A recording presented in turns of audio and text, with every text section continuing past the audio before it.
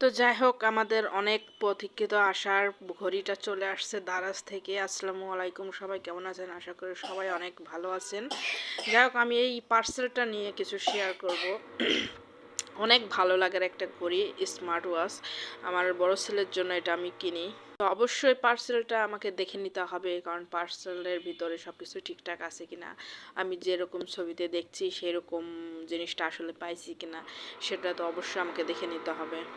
তো প্রথমে এই ডেলিভারি বয়টা কিছুতেই দেখাইতে চাই না। তো অনেক জোর করে আমরা অর্ধেক খোলাই, কারণ ও পার্সেলটা কিছুতেই খুলে দেখাবে না, কারণ তখনই আমাদের সন্দেহ হয়। তো এই জন্য আর কি পার্সেলটা ওর দিয়েই খোলানো, যে আসলে পার্সেলের প্রোডাক্টগুলো ঠিক আছে কিনা। তো প্রোডাক্ট ঠিক ছিল, কিন্তু এখানে যে বেল্টগুলো, এত নিম্নমানের বেল্ট, মানে ধারণার বাইরে।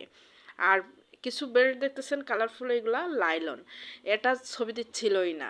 আর ছবিতে যেগুলা ছিল সেইগুলার কোনো কিছুই ছিল না, এত বাজে। মানে ওই পাশে একটা স্টিল দেখতেছেন, সেটা এত লো কোয়ালিটি, এত লো